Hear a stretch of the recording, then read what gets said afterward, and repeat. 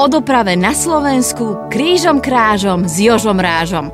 Každý štvrtok na Facebooku a YouTube Ministerstva dopravy.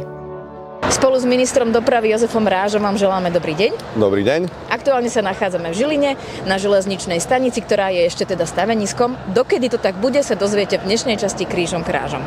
Poďme si to teda, pán minister, rozobrať. Ako to s touto stavbou vyzerá? Áno, dobrý deň. Nachádzame sa na tzv.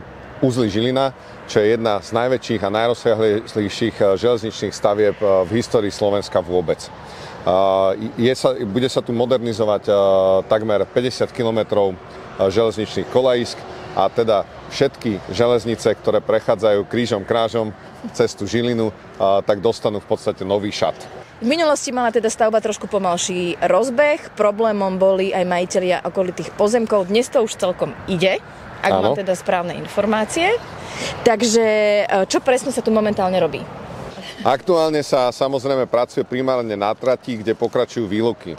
Robia sa nové železničné spodky aj zvršky, demontujú sa pôvodné časti niektorých nástupišť priamo tuto na stanici v Žiline. Buduje sa aj nové trakčné vedenie, nová budova riadenia dopravy. Mimo kolají sa rieši napríklad dôležitý cestný podjazd Kysucka. Vieme teda, že rozostávaného je toho celkom dosť.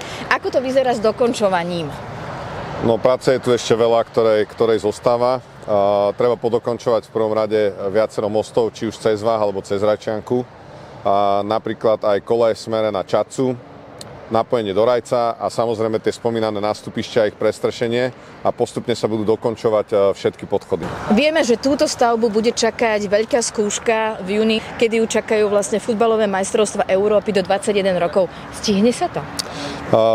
Dnes je veľmi pravdepodobné, že celá stavba bude dokončená až v roku 2026, ale tie podstatné časti stavby, ktoré sú podstatné pre práve tieto majstrovstvá, budú a respektíve už sú dokončené. To znamená hlavne tie nástupištia a podchody už dnes sú odovzdané do používania, to znamená sú dokončené. Myslím si, že tá stavba by tým pádom nemala mať vplyv na toto podujatie. Ty si teda spomínal rok 26, kedy sa to celé dokončí. Ako to pocítia cestujúci? Čo to bude pre nich znamenať?